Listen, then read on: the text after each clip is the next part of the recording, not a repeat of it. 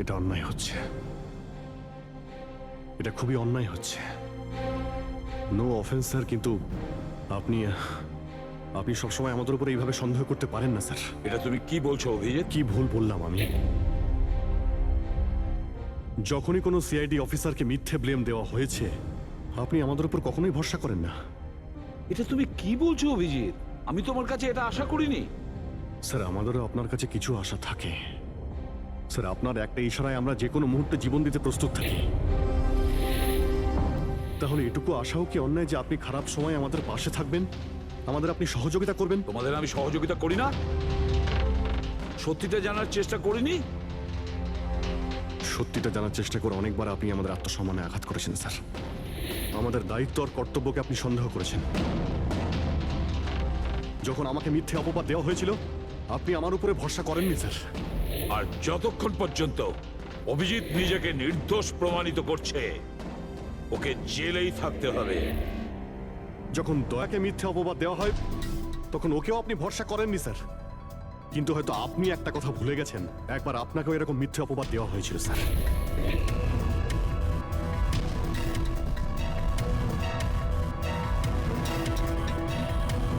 সেই মুহূর্তে আমাদের মধ্যে কেউ আপনাকে সন্দেহ করেনি। আমরা শক্ত দেওয়াল হয়ে আপনার সামনে দাঁড়িয়েছিলাম স্যার, যাতে আপনাকে কেউ ক্ষতি করতে না পারে। তাহলে আমাদের খারাপ সময় কি আপনি আমাদের পাশে দাঁড়াতে পারেন না? অভিজিৎ কোনো অপরাধীর থেকেও বিপজ্জনক একজন ইমোশনাল সিআইডি অফিসার। তুমি ইমোশনাল হয়ে যাচ্ছ অভিজিৎ। আমি তোমাকে এই কেস থেকে সরিয়ে দিলাম।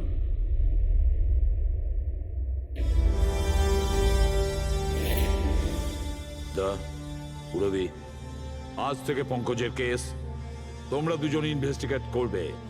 শুধু শুধু তোমরা দুজনে। ঠিক আছে স্যার।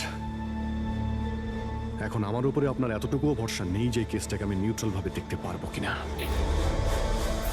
এত বছর ডিউটির পর এরকম মেডেল তো ভাগ্যবানেরাই পায়। Thank you sir.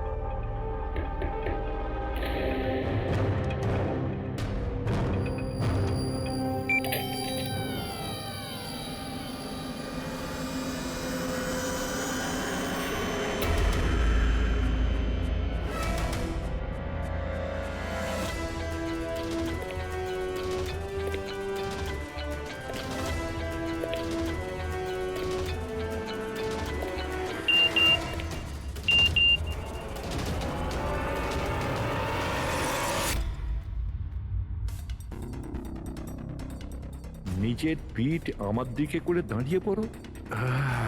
চলো এটাও করে দেখে নি।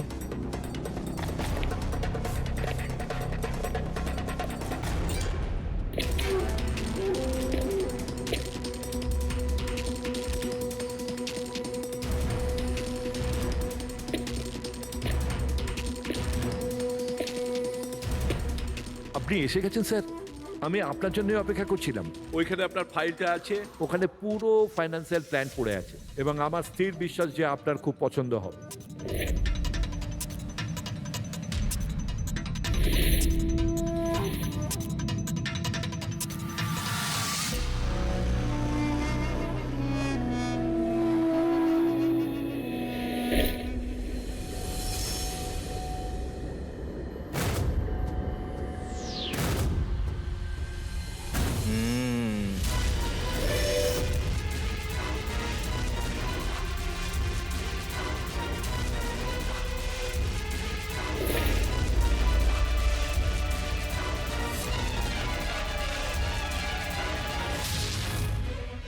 আরে এ তো নকল।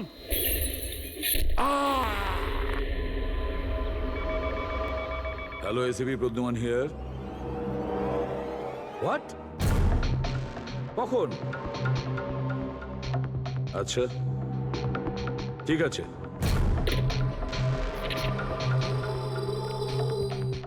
তা অভিজিৎ, বিক্রম বিজয় খুন হয়েছে। বিক্রম বিজয় মানে ওই কেলেঙ্কারি কেসের? হ্যাঁ হ্যাঁ, ওই বিক্রম বিজয় আজও আইনকে ফাঁকি দিয়ে পালাচ্ছিল, আর আজইও খুন হয়েছে ওরই বাড়িতে। একদিন না একদিন তো এটা হওয়ারই কথা ছিল স্যার। এত শত্রুও পুষেছে ঘরের মধ্যে। Sir I am really sorry sir, একটু লেট হয়ে গেলাম। কি ব্যাপার পঙ্কজ, কোথায় ছিলে তুমি? স্যার আসলে বাবার শ্রাদ্ধ ছিল আজ, তাই মন্দিরে গেছিলাম পুজো দিতে। ঠিক আছে, আর এটা হাতে কি হয়েছে? আরে স্যার আসতে গিয়ে লেগে গেল, তেমন কিছু না, খুব বেশি লাগেনি স্যার। ঠিক আছে, তৈরি হয়ে নাও, একটা মার্ডার কেস এসেছে। আর শোনো,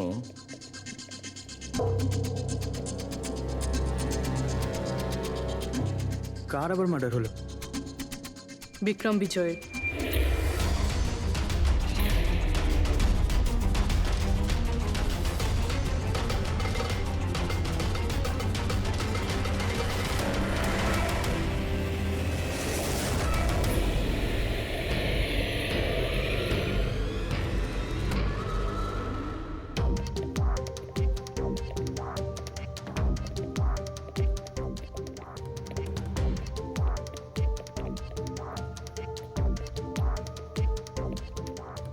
সিআইডি হ্যাঁ, স্যার, আমি গোপাল, বিক্রম স্যারের ম্যানেজার। এই তিনজন কারা? এ মোহিত, বিশাল আর ও হলো রাঘব। এরা স্যারের সিকিউরিটি গার্ডস। ও, আর ইনি? ইনি বিক্রম স্যারের ওয়াইফ মধু ম্যাডাম, আর বাকিরা সব স্টাফ। বডি কোথায়? স্যার বডি ভেতরে আছে। এই ঘাড়ে আঘাত করেছে আর পেট আর বুকেও মেরেছে। খুনি এটা শিওর হতে চেয়েছিল যে কোনোভাবেই যেন এ বেঁচে না যায়।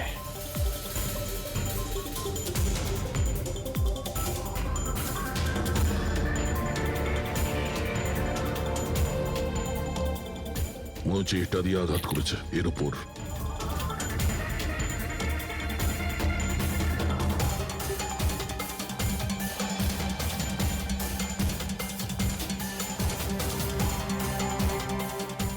বিক্রমের ফোনে শেষ মেসেজটা কোনো আননোন নাম্বার থেকে এসেছিল। নিজের পিঠ আমার দিকে করে দাঁড়াও। পিঠ আমার দিকে মানে ওই লোকটা কি একে নিজের মুখ দেখাতে চাইনি নাকি?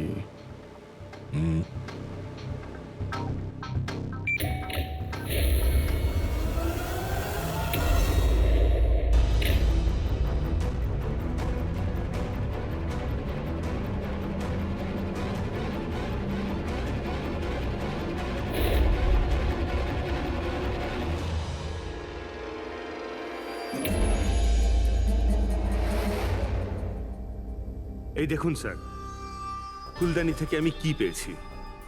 Audio recording device. Audio recording device মানে এই রুমের মধ্যে যা কথাবার্তা হচ্ছিল সেটা কেউ শুনছিল।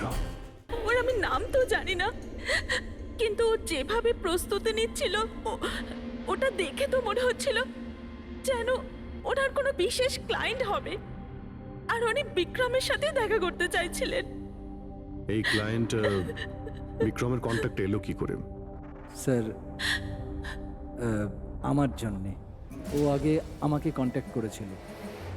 ও বিক্রম স্যারের পুরো ইতিহাস ভালো করে জানতো, আর বিক্রম স্যার ওর এই হোমওয়ার্কে খুব ইমপ্রেসড হয়েছিল, আর উনি আমাকে মিটিং ফিক্স করতে বলেছিলেন। আপনি ওর সঙ্গে আগে দেখা করেছিলেন? না স্যার, ওই ফোন করেছিল, আর সেটাও প্রাইভেট নাম্বার থেকে।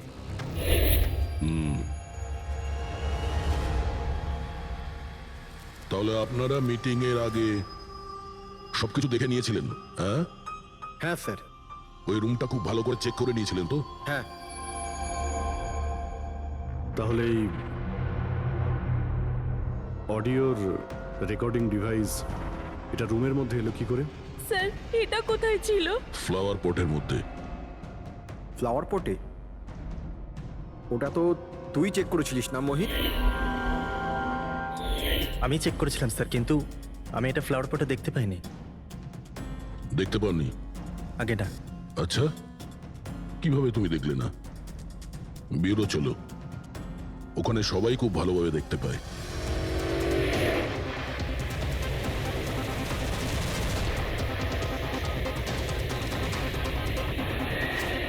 মোহিতের উপর নজর রাখবে। গুলি চালাবে না। কৈলাস স্যার, আপনি? কে ইনি? ইনি সিবিআই অফিসার কৈলাস বাবু। কেমন আছেন স্যার? দারুণ। কি ব্যাপার স্যার, হঠাৎ করে আপনি আমাদের রাস্তা আটকে দিলেন? অভিজিৎ আমার ওই লোকটাকে চাই যে তোমাদের সিআইডির গাড়িতে বসে আছে। মোহিত? ও ও আমাদের অপরাধী স্যার, ওকে আমরা ব্যুরোতে নিয়ে যাচ্ছি ইন্টারোগেট করার না জন্য। অভিজিৎ, ও অপরাধী নয়, ও একজন সিবিআই অফিসার। কি বলছেন আপনি? এই মোহিত সিবিআই অফিসার? কিন্তু স্যার, এ তো ওই বিক্রমের ওখানে গার্ডের চাকরি করছিল। দেখাবার জন্য, সত্যিটাকে লুকোবার জন্য। কিরকম সত্যি স্যার? মোহিত একজন আন্ডার কভার। ও আমার কথাতেই ওখানে ডিউটি করছিল, আর আমার কথাতেই ও বিক্রমের ওখানে রেকর্ডিং ডিভাইসটা লাগিয়েছিল। আর এই কারণে কিছুই বলতে হচ্ছিল না। আন্ডার কভার মরে যাবে, কিন্তু প্রোটোকল ভাঙবে না। না ঠিক আছে স্যার, ওই অ্যাকচুয়ালি কিছু জিজ্ঞাসাবাদ তো করতেই হবে, খুনের ব্যাপার তো, জাস্ট জেনারেল জিজ্ঞাসাবাদ। আর আমরা ওই অডিও রেকর্ডিংটা পেতে পারি স্যার? আমরা জানতে চাই যে খুনি আর বিক্রমের মধ্যে কি কথা হয়েছে। আপনি এসে গেছেন স্যার, আমি আপনার জন্য অপেক্ষা করছিলাম। ওইখানে আপনার ফাইলটা আছে, ওখানে পুরো ফাইন্যান্সিয়াল প্ল্যান পড়ে আছে, এবং আমার স্থির বিশ্বাস যে আপনার খুব পছন্দ হবে। এটা নকল। আরে, মনে হচ্ছে এই বিক্রম বিজয় খুনিকে চেনে, সেই কারণে খুনি ওকে নিজের মুখ দেখতেই দেয়নি। আর যখন বিক্রম জানতে পারে যে যে টাকাগুলোকে দেওয়া হয়েছে সেগুলো নকল, তখন সে বিক্রমকে খুন করে আর ব্যাগ নিয়ে চলে যায়। একটা কাজ করি আমরা, এই মোহিতকে, আন্ডার কভার পুলিশকে কিছু জিজ্ঞাসাবাদ করি। আই এম সরি স্যার, এই কেসটা এখনো বন্ধ হয়নি। এই জন্য আমি যদি আপনাদের এর থেকে যদি কিছু বেশি বলি তাহলে প্রোটোকল ভাঙা হবে, হুইচ আই ডোন্ট ওয়ান্ট। দেখো মোহিত, আমি তোমার প্রোটোকলকে রেসপেক্ট করি। এমন তো কিছু পেয়েছো তোমার ইনভেস্টিগেশন চলাকালীন যেটা হয়তো তোমার প্রোটোকলের মধ্যে পড়ে না, আর সেই জন্য তুমি আমাদের কিছু বলতে পারো। কিছু তো একটা বলবে যে সূত্র ধরে আমরা খুনি পর্যন্ত পৌঁছতে পারি। আমি আপনাদের শুধু এটা বলতে পারি যে গত কয়েক বছর ধরে সিবিআই এই বিক্রমের পিছনে পড়েছিল। আজ থেকে 15 বছর আগে, সাল 2002-তে সিবিআই এক আন্ডার কভার অফিসারকেও বিক্রমের পিছনে লাগিয়েছিল কিছু বিশেষ প্রমাণ জোগাড় করতে, কিন্তু কিছু পাওয়া যায়নি। আর আনফর্চুনেটলি আমাদের এই অফিসার মারা যান। এক মিনিট, নাম কি ছিল এই অফিসারের? ইন্সপেক্টর অধিরাজ।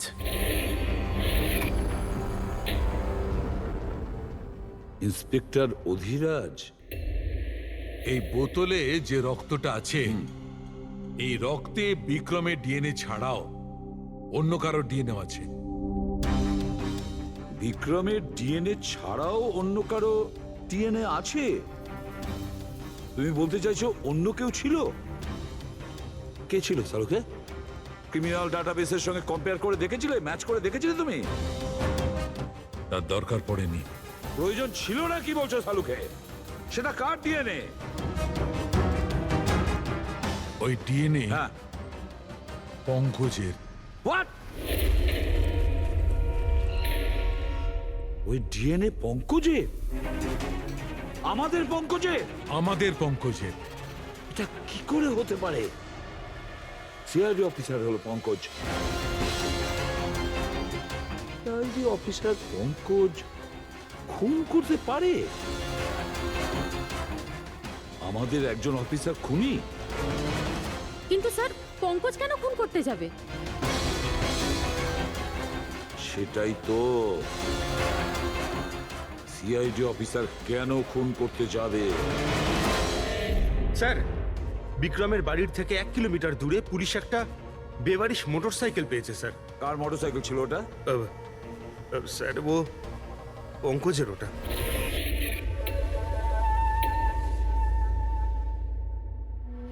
ভাবছিলাম তাই।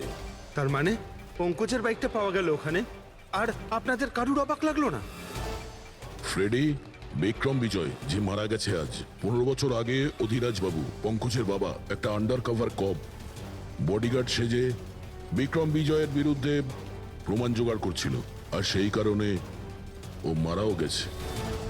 তার মানে স্যার পঙ্কজ এটা ভাবে যে পঙ্কজের বাবার মৃত্যুর পিছনে এই বিক্রম বিজয়ের হাত রয়েছে, আর এই জন্য ও ওর বাবার মৃত্যুর প্রতিশোধ নেবার জন্য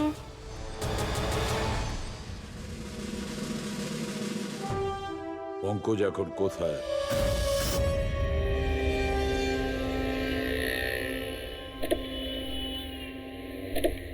আরে স্যার, আপনারা? আরে এই প্রশ্নটাই তো আমরা তোমাকে জিজ্ঞেস করছি। তুমি এখানে কি করছো?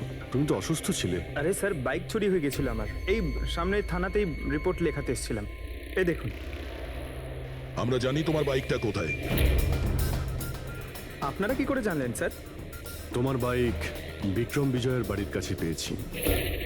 সেই বিক্রম বিজয় যে তোমার বাবার খুনি।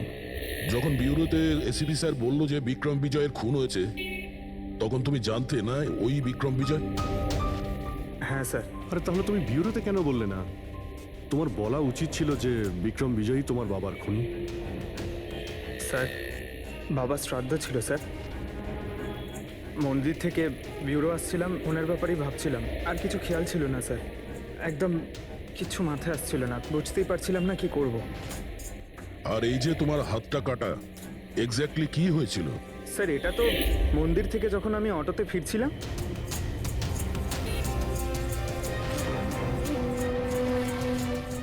কি হলো স্যার? তাহলে একজন অচেনা লোক আঘাত করে চলে গেল, হ্যাঁ? এমনি অকারণে? স্যার আমি জানি বিশ্বাস করাটা একটু কঠিন, কিন্তু এটাই সত্যি। আচ্ছা পঙ্কজ, তুমি সবসময় তো বাইকে করে বিউরোতে আসতে, হঠাৎ তুমি অটো করে কেন এলে? হঠাৎ করে না স্যার, আমার বাইক তো দুদিন ধরে খারাপ হয়ে রয়েছে। তাহলে তোমার খারাপ হয়ে যাওয়া বাইকটাকেও নিয়ে গেল, সে ওটাকে রিপেয়ার করলো, আর ঠিক হয়ে যাওয়ার পর ওটাকে একটা ফাঁকা জায়গায় ফেলে দিয়ে এলো, তাও কাকতালীয় ভাবে এমন একজনের বাড়িতে ফেলে দিয়ে এলো যার আজই খুন হয়েছে, আর যে তোমার বাবার খুনিও। স্যার, আপনারা আমাকে সন্দেহ করছেন? আপনাদের মনে হচ্ছে ওই বিক্রম বিজয়কে আমি মেরেছি?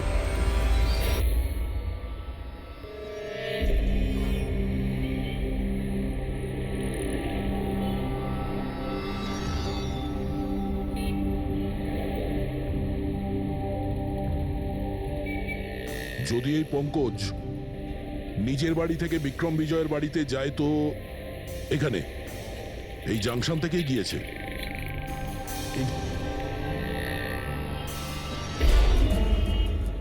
স্যার সিগন্যালে সিসিটিভি ক্যামেরা রয়েছে।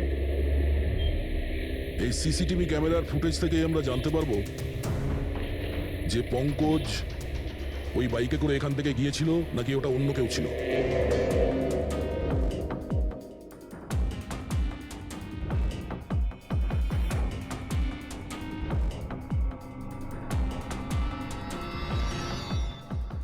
এক মিনিট রিওয়াইন্ড করো, পজ করো। স্যার এই দেখুন, একে পঙ্কজের মতনই দেখতে লাগছে না? বাইকের নাম্বার হলো XYA4784। স্যার পঙ্কজের বাইকের নাম্বারও এটাই। পুরবি, এই পঙ্কজ এতটা তো ভুল করবে না যে একটা অপরাধ করতে যাওয়ার আগে রাস্তায় আর একটা অপরাধ করবে, সিগন্যাল ভাঙা। নিশ্চয়ই কেউ আছে যে পঙ্কজকে ফাঁসাতে চাইছে, আর সেই কারণে ও সিগন্যালটা ভেঙেছে, যাতে আমাদের যে সন্দেহটা আছে পঙ্কজের উপর ওটা আরো মজবুত হয়। কিন্তু স্যার পঙ্কজকে কে ফাঁসাতে চাইবে? হতে পারে ওর কোনো পুরনো শত্রু। স্যার, আমার এমন কোনো পুরনো শত্রু নেই যে আমাকে ফাঁসানোর জন্য এরকম কিছু করবে স্যার। পঙ্কজ খুব ভালোভাবে চিন্তা করো, কেউ তো হবে। না স্যার। যদি তোমার কোনো শত্রু না থেকে থাকে, তাহলে এই খুন তুমিই করেছো। তুমি নিজের বাবার মৃত্যুর প্রতিশোধ নিয়েছো তুমি, আর সেটাও ওনার মৃত্যুবার্ষিকীতে। স্যার, আমার প্রতিশোধ নেবার কোনো মেন্টালিটি নেই স্যার। আমি খুনি না স্যার, আমি একজন সিআইডি অফিসার। যতদূর বাবার কথা স্যার, আমি তো ওনাকে ভালো করে দেখিও নি।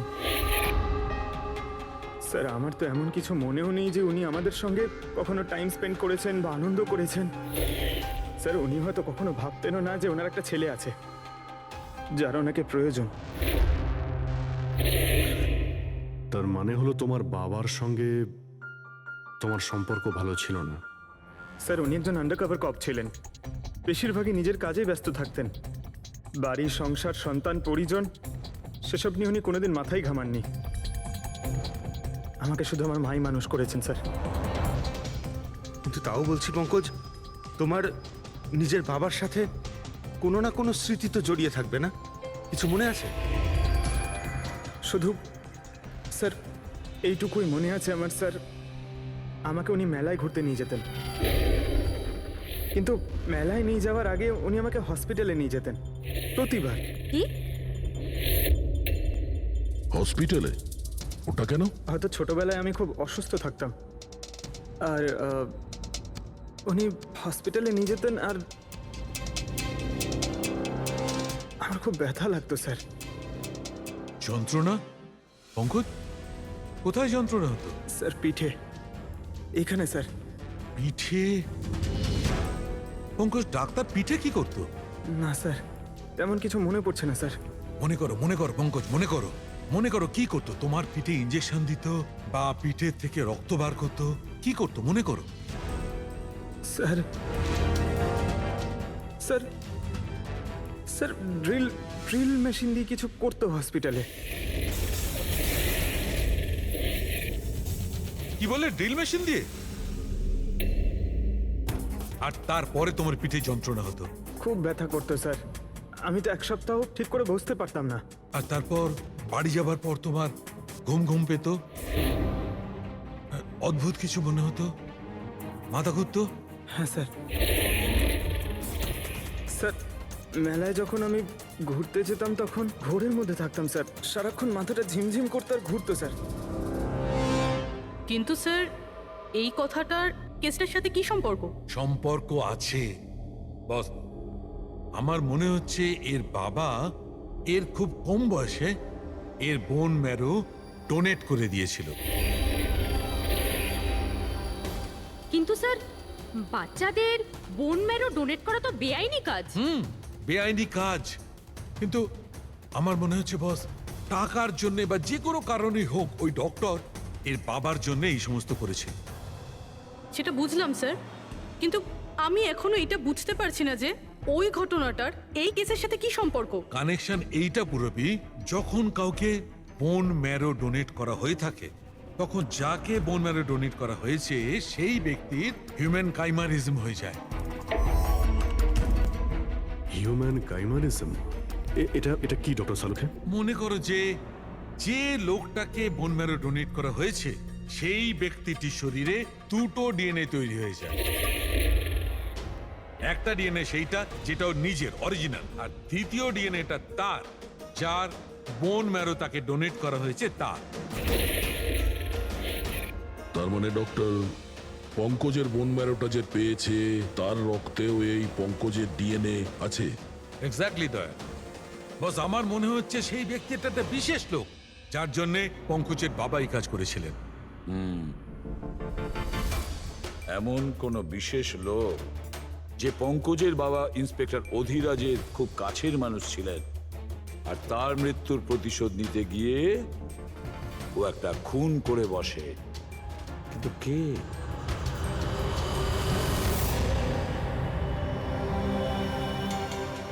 দয়া। Hi sir. Hello Abhijit. Hi Daya, কেমন হ্যালো, আছো? গুড। সরি আপনাকে এরকম একটা জায়গাতে ডেকে আনতে হলো। অভিজিৎ, যে ইনফরমেশন তোমার দরকার ছিল সেটা না সিআইডি অফিসে দেওয়া যেত না আমার অফিসে। থ্যাংক ইউ স্যার আমাদের সাহায্য করার জন্য। স্যার পঙ্কজ একজন সৎ অফিসার, আর যদি আপনার সাহায্য পেয়ে আমরা নিরাপরাধ প্রমাণ করতে পারি। অভিজিৎ, তোমার মনে আছে এক বিপজ্জনক অপরাধী ছিল রাকা, তাকে ধরতে তুমি আমাকে সাহায্য করেছিলে। তা ধরে নাও আমি সেটারই ঋণ মেটাচ্ছি। এসব আপনি কি বলছেন স্যার? অ্যাকচুয়ালি আমাদের পঙ্কজের বাবা ইন্সপেক্টর অধিরাজের ব্যাপারে কিছু ইনফরমেশন চাই, যতটা আপনি দিতে পারবেন। আপনি কাজ করেছেন না ইন্সপেক্টর অধিরাজের সঙ্গে? হ্যাঁ দয়া, অধিরাজ খুবই সৎ ইন্সপেক্টর ছিল আর সাহসীও। আমার তো এটা বলতে গর্ব হয় যে আমরা একসাথে কাজ করেছি। স্যার অ্যাকচুয়ালি আমরা এটাই জানতে চাই যে ওনার আন্ডারকভার মিশনের সময় ওনার সঙ্গে কারো কি কোনো গভীর সম্পর্ক হয়েছিল? আই মিন কোনো নতুন পরিবার সেরকম কিছু? অভিজিৎ, এই যে আন্ডার কভারদের যে দুরকম জীবন হয়, খুব কঠিন হয় সেটা সামলানো। এই পুলিশেরাও তো মানুষ হয় নাকি, আর তাদেরকেও সেই সীমাটা পেরিয়ে যেতে নেই যেটা ও পেরিয়ে গিয়েছিল। মানে ওনারও কারোর সঙ্গে ভালোবাসা হয়েছিল? ওনারও কোনো অন্য পরিবার ছিল? হ্যাঁ, অধিরাজের দ্বিতীয় স্ত্রী বাচ্চা জন্ম দিতে গিয়ে মারা গিয়েছিল। ও, আর অধিরাজ বাবুর মৃত্যুর পর এই দ্বিতীয় বাচ্চাটার কি হয়েছে? এই রহস্য সবসময় রহস্যই রয়ে গেছে। অধিরাজ ওই দ্বিতীয় বাচ্চাটাকে কোথায় রেখেছে, কিভাবে বড় করেছে, আর ওই বাচ্চাটা কোথায় গেল কেউ কিছু জানে না। আর এই যে বাচ্চাটা, মানে দ্বিতীয় বিয়ের বাচ্চাটা, কত বয়স ওর? এ পঙ্কজের থেকে 2-3 বছর বড় হবে। বিয়ে পঙ্কজের মায়ের সাথে আগে হয়েছিল, কিন্তু বাচ্চা দ্বিতীয় স্ত্রীর আগে হয়েছিল। হয়তো ওনার কোনো রোগ ছিল যার কারণে অধিরাজবাবু পঙ্কজের বোন ম্যারো ওকে দিয়েছিলেন। নিজের বাবার মৃত্যুর প্রতিশোধ নিতে হতে পারে খুনটা পঙ্কজের সৎ ভাইই করেছে। আর এখন প্রশ্ন এটাই যে পঙ্কজের এই সৎ ভাই কে সে, আর এখন কোথায়? আমার কিছু কিছু আইডিয়া হচ্ছে যে ওর সঙ্গে ঠিক কি হতে পারে। দেখুন স্যার, আমাদের আরো একটা সাহায্যের খুব প্রয়োজন। এই আন্ডারকভার মিশনের সময় আপনাদের সঙ্গে আর কারা কারা ছিলেন তার সবার ইনফরমেশন চাই, আর অধিরাজ বাবুর ডিটেলস। অভিজিৎ, এটা একটু মুশকিল হবে। জানি স্যার, এটা খুবই কঠিন, কিন্তু কাউকে নির্দোষ প্রমাণ করতে হবে। আপনি আমাদের উপরে বিশ্বাস রাখতে পারেন, সমস্ত ইনফরমেশন আমাদের কাছেই থাকবে। ওকে।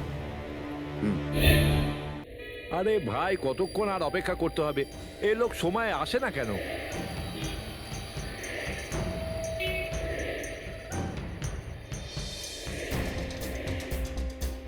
আরে ভাই, আধ ঘন্টা ধরে অপেক্ষা করছি। আজই আমার পুরো টাকা চাই। আজই আমাকে এই শহর ছেড়ে দিতে হবে।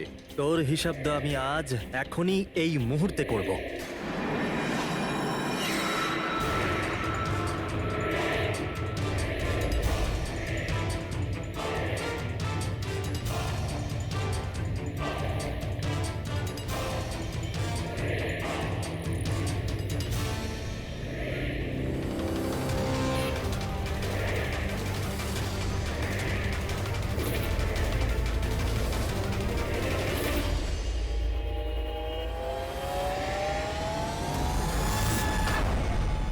তোর অ্যাকাউন্ট সিআইডি বন্ধ করবে।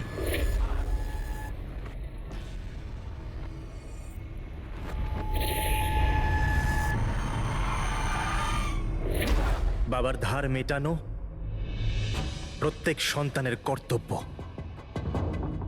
আর যে ছেলে এটা করে তাকেই ভালো ছেলে বলা হয়, আর সেটা হলাম আমি। তুমি তো কিছু করনি, আমি নিয়েছি আমার বাবার মৃত্যুর বদলা। দেখো মোহিত, তোমাদের বাবা ইন্সপেক্টর অধিরাজ একজন সৎ, একজন কর্তব্যপরায়ণ পুলিশ অফিসার ছিলেন। কি ভাবছিলে তুমি তোমার মতন একজন অপরাধীর বাবা হয়ে গর্ব করতেন, নাকি পঙ্কজের মতন একজন সৎ সিআইডি অফিসারের উপর? তার সত্যি কথা বলতে তো বাবার সবসময়ই এই পঙ্কজের উপর গর্ব ছিল, আর ভালোবাসত একেই বেশি। আমাকে তো উনি অনাথ আশ্রমে দিয়ে দিয়েছিলেন স্যার, যাতে ওনার দ্বিতীয় পরিবারের ওপর কোনো আঁচ না আসে। তুমি যখন এই কথাটা জানতে আমাদের কাছে এলে না কেন?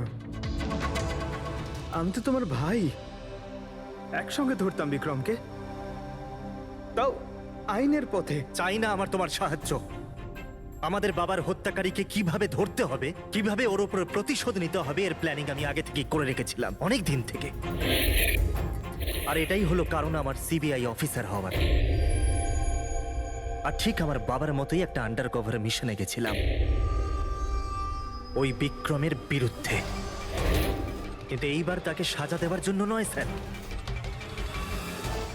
বরং ওকে শেষ করার জন্য। একজন সিবিআই অফিসার হয়েও তুমি অপরাধ করেছো। তোমাদের মতো অফিসারের জন্যই সবাই আইনের উপরে ভরসা করতে পারে না। এই কাজে কেতন তোমাকে সাহায্য করেছিল না? হ্যাঁ স্যার, কেতনও আমার বাবার সাথে কাজ করত। সেও একজন আন্ডার কভার অফিসার ছিল। সেই আমাকে সবকিছু বলেছে। আর তার বলাতেই আমি জানতে পারি যে ছোটবেলায় আমার একটা অপারেশনও হয়েছিল। আর যখন তুমি জানতে পারলে যে তোমার রক্তে দুটো ডিএনএ আছে, একটা তোমার আর একটা আমার, তুমি খুন করে আমাকেই ফাঁসিয়ে দিলে। হ্যাঁ, আর এই জন্য আমার রক্ত বার করে আমি ওই অস্ত্রের ওপরে ছড়িয়ে দিয়েছিলাম। আর তারপর তোমার হাত কেটেছিলাম, যাতে এক তীরে দুই পাখি মরে। আমার দুই শত্রু, আমার বাবার হত্যাকারী ওই Vikram. Hello Kailash sir. Sir, আমি বিক্রমের রুমেতে অডিও ডিভাইস লাগিয়ে দিয়েছি।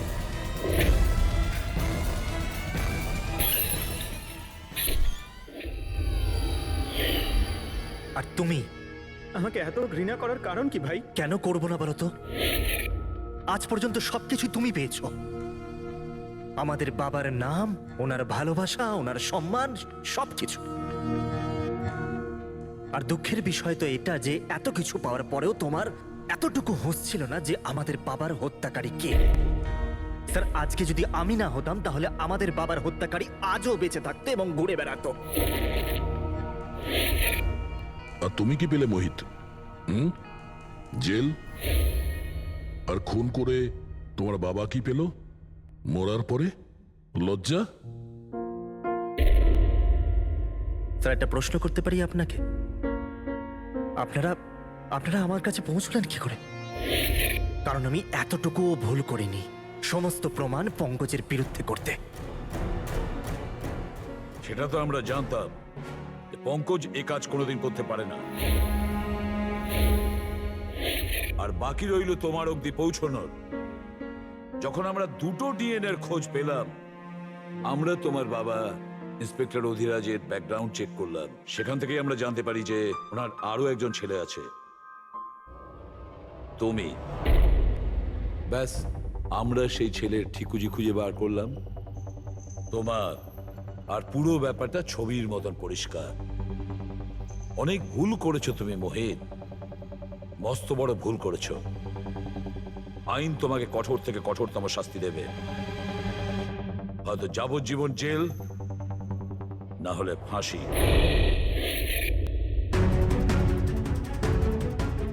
ফ্রেডরিক,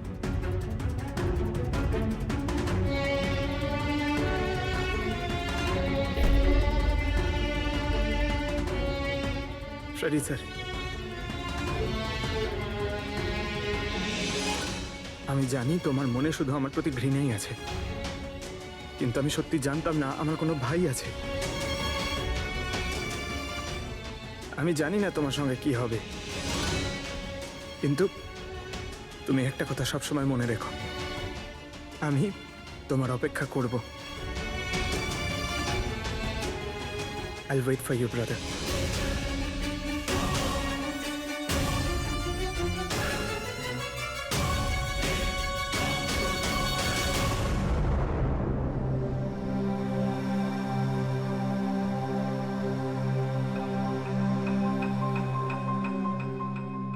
পঙ্কজ, দেখো, তোমার যে ভালো দিকটা আছে না, সেটা কিন্তু বাঁচিয়ে রাখবে খুব ভালো করে। Welcome back to CID. Thank you sir. Sir, I am sorry sir, আপনি ঠিকই বলছিলেন। ইমোশনাল হয়ে আমি স্যার একটু বেশি বলে ফেলেছি। I am sorry. দেখো অভিজিৎ, তোমরা সবাই আমার কাছে শুধু সিআইডি অফিসার নও, তোমরা আমার গর্ব, আমার আত্মবিশ্বাস, তোমরা আমার শক্তি। তোমরা আর এসিবি প্রদ্যুমান আজ পর্যন্ত নিজের শক্তিকে সন্দেহ করেনি, না কোনোদিন করবে। সময় তো সব সময়ই মানুষের পরীক্ষা নেয়, কিন্তু কর্তব্যের পথে চলার সময় যদি নিজের সন্তানের ওপরেও গুলি চালাতে হয়, আমাদের হাত যেন না কাঁপে। স্যার আমি কিচ্ছু করিনি স্যার, আমি আমি কাউকে খুন করিনি স্যার। এটা কি জানো? DNA report sir. তাহলে এটাও জানো যে এর রিপোর্টে কি লেখা আছে। আর তারপরেও তুমি চাইছো যে আমি মেনে নেব যে তুমি কোনো দোষ করনি, তুমি দোষী নও। স্যার স্যার আপনি আমাদের শিখিয়েছেন সত্যের থেকে বড় এই পৃথিবীতে আর কিচ্ছু নেই স্যার। এই কেসটার সত্যিটাও তাই স্যার, আমি কাউকে খুন করিনি স্যার, সত্যি বলছি স্যার। আমি তুমি যদি খুন না করে থাকো তাহলে তোমার রক্ত ওই অস্ত্রতে লাগলো কি করে পঙ্কজ? আমি জানি না স্যার। Damn it! জানো না মানেটা কি? হ্যাঁ, এই যে তোমার হাতে চোট লেগেছে, ওই যে রক্ত চিহ্নটা রয়েছে, সেটাই চিৎকার করে বলছে খুনি তুমি পঙ্কজ, তুমি। আমি আপনাকে বলেছিলাম স্যার, আমি অটো করে যখন বিউরো আসছিলাম তখন কেটে গেছিল স্যার।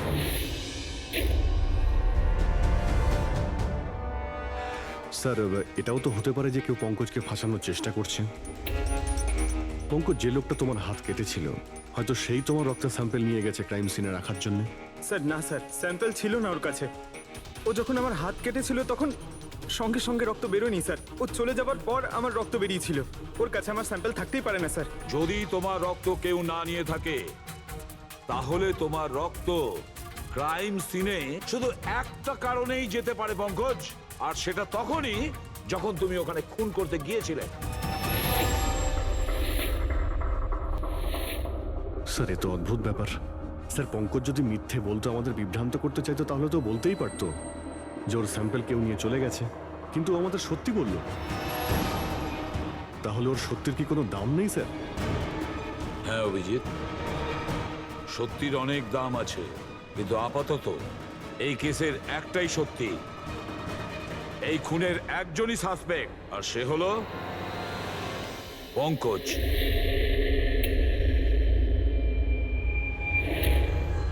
আমি তোমাকে সিআইডি থেকে সাসপেন্ড করছি।